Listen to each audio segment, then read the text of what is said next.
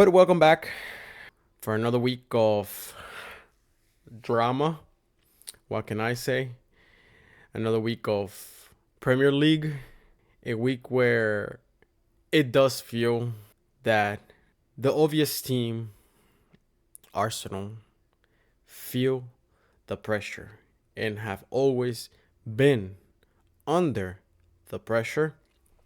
A Premier League that has a Arsenal under pressure, Man City applying pressure, and has an extra game on hand. City has an extra game on hand.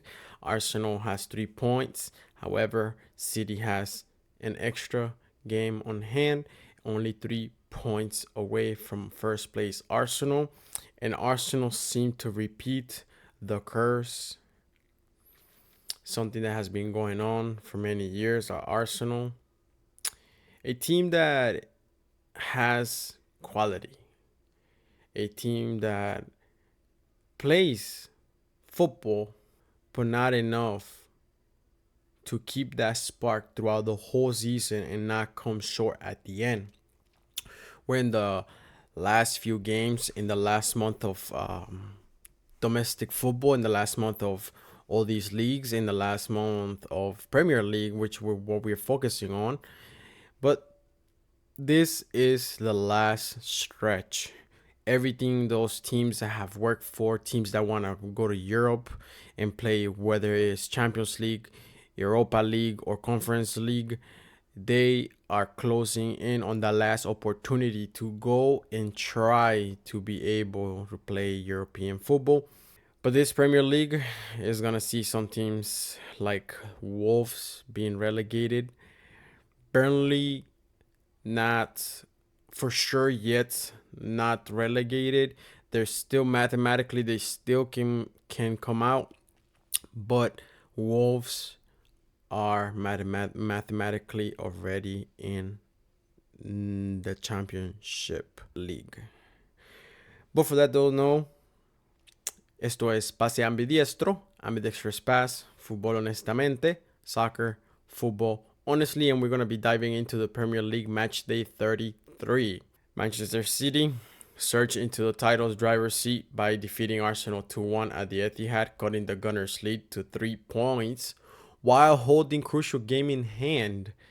At the bottom of the table, we have Wolves, where mathematically relegated to the Championship following a heavy 3-0 loss against Leeds United.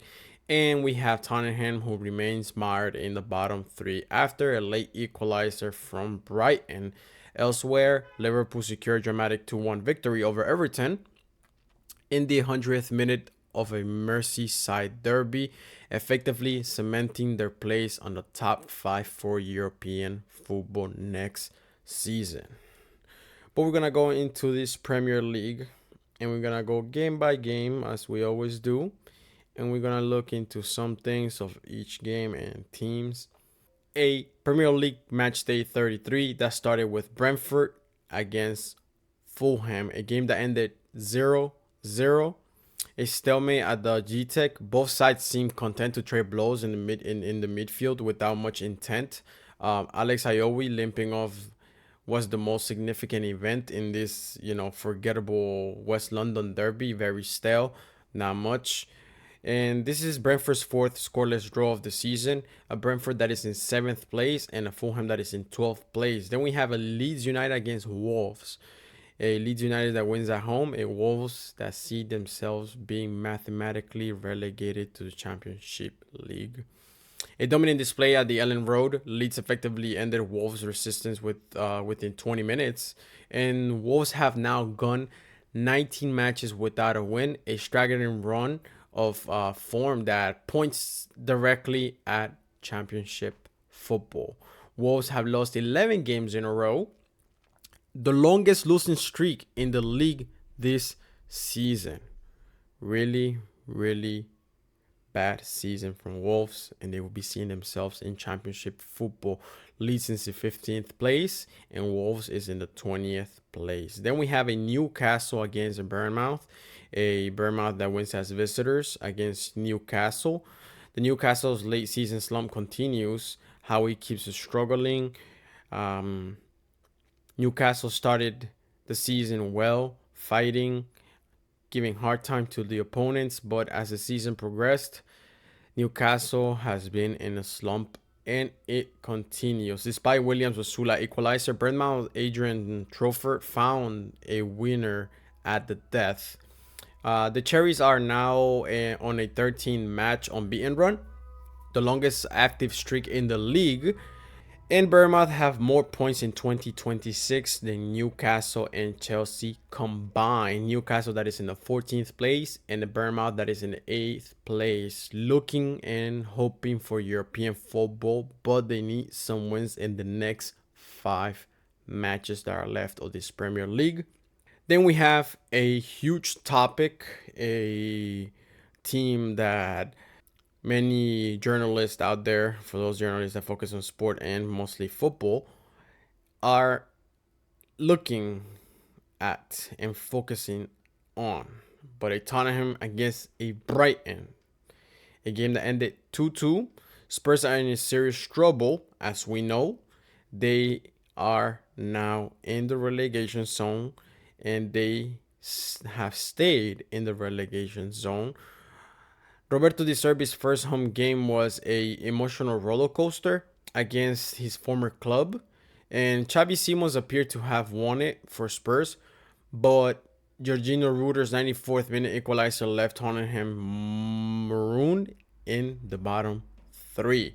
Spurs have won only 2 of their last 16 games this season, and they sit 2 points from safety with 5 games left.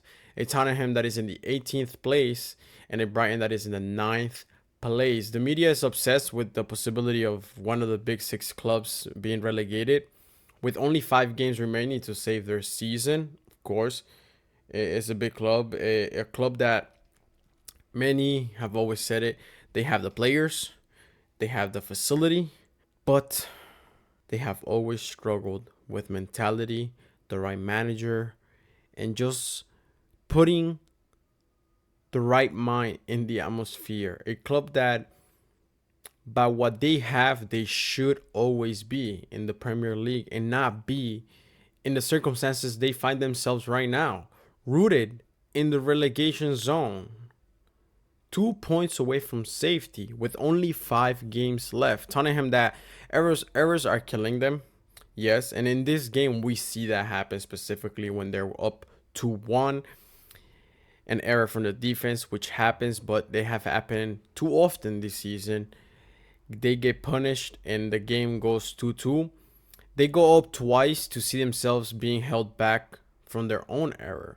And we see a flash of what Xavi Simons is able to do and capable of doing. He assisted and he scored a great assist, a great goal. A player that from the time he came to now, he has been on a roller coaster.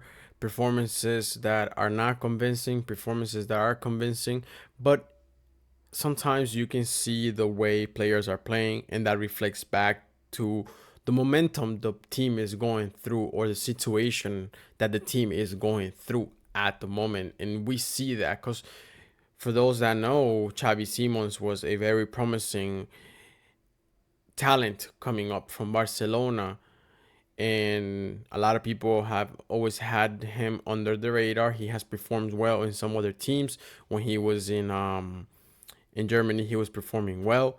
When he was in Barcelona Academy, he was performing really well. He was even at PSG performing well. Now he comes to Tottenham, and the atmosphere surrounding Tottenham at the moment is not the best. He's one of those transfers that, yes, can make the change, but when the whole team and the whole organization, the whole club is going through a slump, no matter how great you are, you will be affected by that energy that's being, put around you and that you're being surrounded by. So it's understandable. But in this game, we see a Xavi that is able to perform at his level, but Tottenham just comes short as a team, not being steady enough on that defense. And Tottenham Their stay in the Premier League is pretty much in the air at the moment, and they often see themselves eyeing 16th and 17th place teams who are just 2 to 3 points above them. They are constantly seeing them because they often have to rely on whether this 17th and 16th place team tie or lose, which is more convenient for them, of course. But you cannot base your hopes and your future on others. You have to be the one to manage where will you end. Sometimes you have to be the one to take care of that. But the Tottenham see themselves right now constantly looking at this 16th and 17th spot teams to hope for a loss or a tie where they are able to take a few points and shorten the gap. But Tottenham just looks and feels like there is hope, but then there's no hope. And Tottenham stays in the relegation zone, and this is the second week in a row now that Tottenham stays in the relegation zone. The whole media in football is looking at one of the big six to see if they stay or they go. Something that Tottenham fans will not appreciate. It will affect the club financially in many ways, not only from the league aspect, but from players to sponsorships, in many different ways. When you get relegated, the main thing that goes is the financial abundance. Your financial reach gets cut, and depending on that, a lot of things will not be possible for this Tottenham team. Moving on, we have a Chelsea against a Manchester United, a game where Manchester United won as visitors in Stamford Bridge, a game where United won by 1. A tactical masterclass from Michael Carrick. While Chelsea dominated possession and hit the woodwork twice, United were surgical. Bruno Fernandes making a case of player of the year, provided his 18th assist to Matheus Cunha to snatch the winner. And Bruno Fernandes now leads the league's assists with 18 assists, and Manchester United are now 10 points clear of 6th place, virtually securing their Champions League football for next season. Chelsea fans held the protest against the Blue Co ownership following the whistles, and a Chelsea that is in the 6th place and a Manchester United that is in the 3rd place. Chelsea has come out and let their fan base know that is a project that takes time. That's what Chelsea has done. So they have communicated this across to their fan base. Is it a project that will take time? Yes, a lot of things take time. Is it a project in general? Yes. But this team has won many important trophies, but just after 3, 4, you could say 5 to 6 years, they see themselves building a project again. So this is just to show you and to show other clubs mostly around the world, big clubs or clubs that have the financial, reach of purchasing talent. This just shows those clubs that yes, you can have a lot of money to purchase new talent, current talent, but buying all those players doesn't do anything other than add more obstacles to the vision, direction the club wants to go. So many options of players that it doesn't work due to many things that have to come together in the team itself, not only off the pitch, in the pitch, and every single one of those players that make part of that squad. So the fans are losing their patience. That's understandable. That's why we have protests right after the whistle in this game against Manchester United. And on top of that, when the team was taking shape, a whole new manager, who is the current manager, as we know, Restaurant. He has come in with a different ideology, um, and comes in to start everything from scratch. So the fans are mad, and it's understandable. A Chelsea that goes from winning important titles to purchasing a lot of players, not being able to get a definite squad with a clear vision. They bring in Maresca, and then Maresca wins a title. Maresca is let go for the differences they have him between Maresca and the club. They let go of Maresca. They bring Resonor, and they see themselves struggling. This Chelsea team sees themselves struggling, so it's understandable. The trajectory of how events have gone down is understandable, and is another big club where if it's not the personnel who manages the team, is the fans who often want better results and actually look like a competitive team, or at least see themselves in a comfortable position to compete for titles. So it's understandable where the fans are coming, and it's understandable looking at this trajectory of Chelsea from 5-6 years back to where they are now, and all the obstacles they have overcome to just restart again, and for the organization of the club telling the fans that is a project that will take time. But then we go into this Manchester United. Manchester United take an important win to secure third place and mathematically securing their Champions League hopes for next season. And a game where Chelsea dominated certain parts of the game, but that one goal defined the whole game. I mean, United players that were acquired, this 25-26 season, you can start seeing some sort of shape and talent coming out to light in this team after a while. But now Man United see themselves looking for center defensive mids to replace Casemiro. And not a lot of people will look at it like this, but I believe that's a very, very important position, because yes, you can be a center defensive mid, but you don't want a rough, in a way that I mean that is a center defensive mid that is constantly getting punished with yellows and seeing themselves out of position. Casemiro has done this well in Real Madrid. Casemiro has done this well at Manchester United. He's only been there for 2-3 seasons, but he has definitely left a mark in this Manchester United club, because they see how important he has become in the last 3-4 months for the Manchester United, and what their hopes are. So Man United see themselves now seeking a replacement for this Casemiro that has been world class and has succeeded in other clubs for a reason. But Manchester United secure their third place. Chelsea see their fans being annoyed and mad for a project that is going to take time.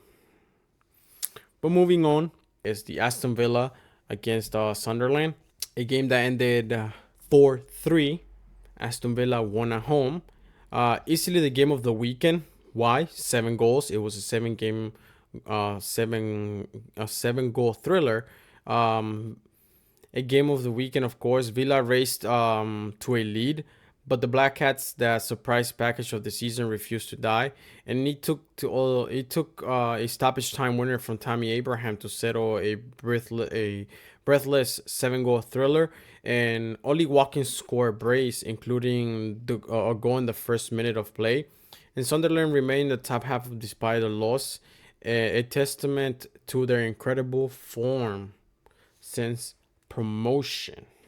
But moving on, we have an Everton against a Liverpool, the Merseyside derby, a game where Liverpool wins as visitors 2-1 against Everton. The Merseyside derby ended in a heartbreak for the Toffees, of course.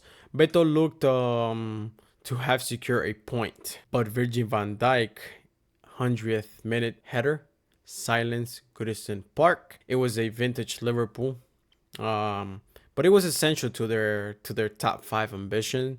Liverpool needs to keep just winning to make sure that they secure that fifth place for European football. A fifth place that was granted to Liverpool, not to Liverpool, but it was granted to the Premier League for having a lot of teams that went through the rounds, quarterfinal, and represented the English football league. So now Champions League has granted English football an extra spot in the Champions League. But Mo Salah scored his 12th goal of the season.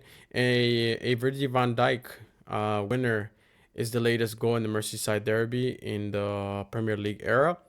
And Everton that is in the 10th place, and the Liverpool that is in the 5th place. This was the first derby at Everton's new Hill Dickinson Stadium. And the nature of the loss, the latest winner in the fixture's history is being called the crew baptism for the new ground. A Liverpool that needs to stay winning if they want to play Champions League. And at the moment, they stay where they need to be to just secure that spot.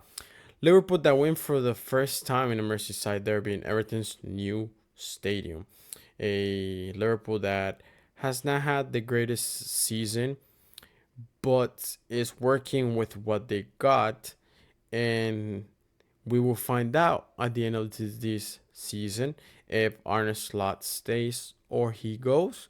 But all I can really say is there were players that were let go. There were players that were acquired. A new system had to be developed and still is in the works to be developed.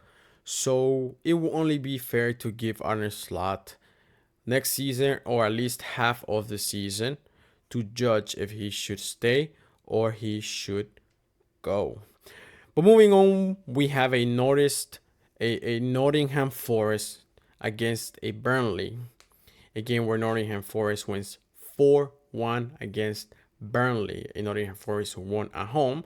The Morgan Gibbs White show. A clinical hat-trick from Forest talisman. Dismantle Burnley's and likely secure first safety in this Premier League.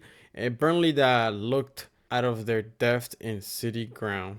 And Morgan Gibbs White becomes the first Forest player to score Premier League hat-trick in over 2 decades. A Nottingham Forest that is in the 16th place and a Burnley that is in the 19th place. Then we have the intense game of Manchester City against Arsenal at the Etihad. Manchester City that wins at home 2-1 in a very tactical, fought and focused game.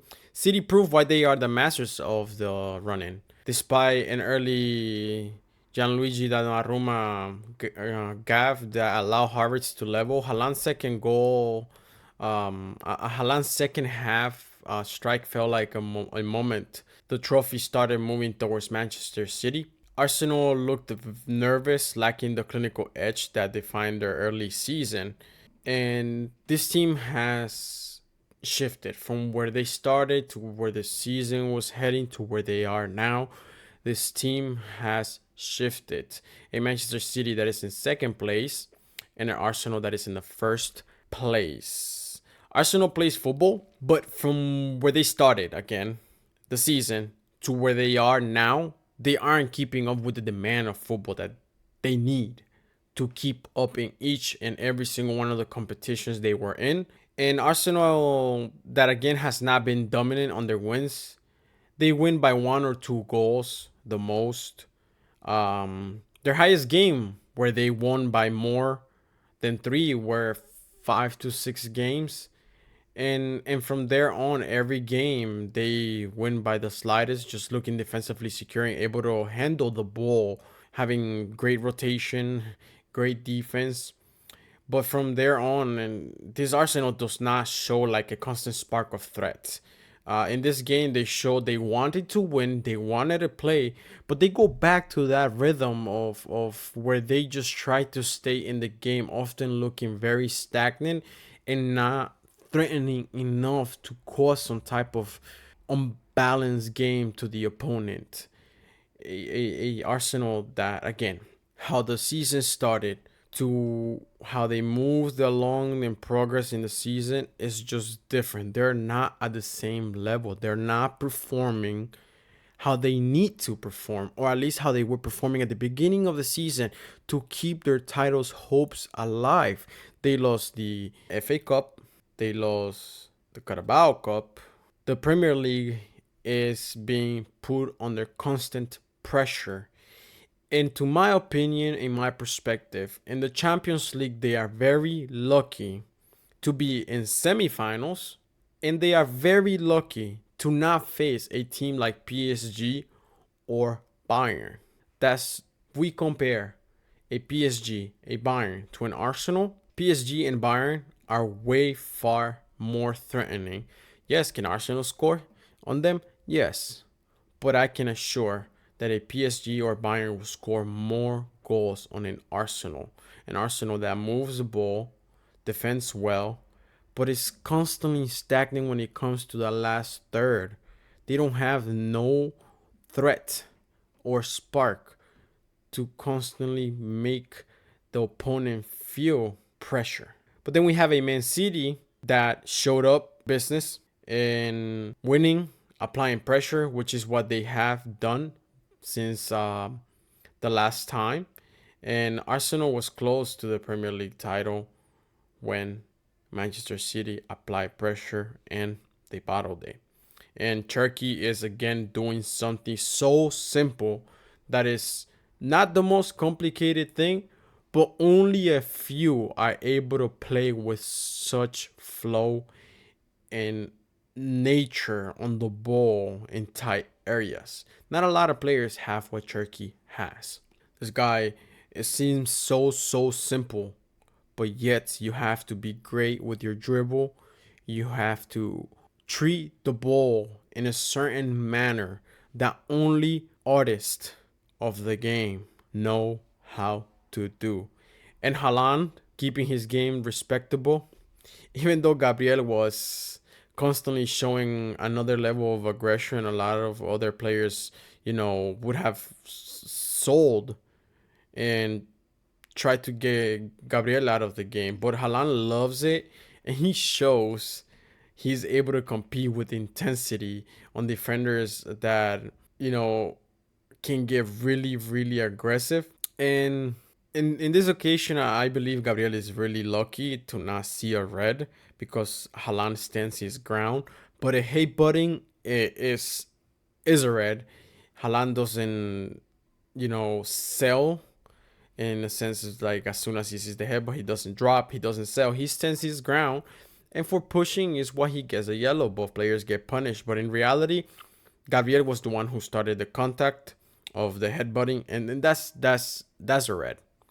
But that's for the referees to know, and this is why sometimes this Premier League gets really contradicting depending on the calls that these referees want to lean towards. But Haaland doesn't turn down a good challenge. We have learned this from this guy. He keeps himself resilient. And Gabriel against Haaland is just a saga that keeps giving great displays when you see an Arsenal against a City. But in this one, City wins. City now cuts it to 3 points short. An extra game on hand, and now pressure is on Arsenal. Pressure is on Arsenal. The only thing Arsenal have to do is win from here forward. Yes, it's easier said than done. And hope that Manchester City loses that extra game. Because as soon as Manchester City win that extra game, they will be tied on points. Then we have the last game of this match day 33 of the Premier League. A Crystal Palace against a West Ham. A clash at Selhurst Park was a cagey attritional affair that ultimately favored the defense. And as late as Ismaila Sarr's strike Palace was overturned by VAR for a handball in the build-up. While goalless draw lacked clinical finishing, it provided a massive lifeline for West Ham, moving them 2 points clear of the relegation zone and mathematically confirming that Wolves' relegation to the Championship is a thing. West Ham celebrated back-to-back Premier League's clean sheets, and the first time this season Crystal Palace that is on the 13th place, and a West Ham that is in the 17th place. But this Premier League match day 33 of season 25-26 was defined by a massive shift in the title race as Manchester City defeated Arsenal 2-1 at the Etihad to move within 3 points of the leaders with a game in hand.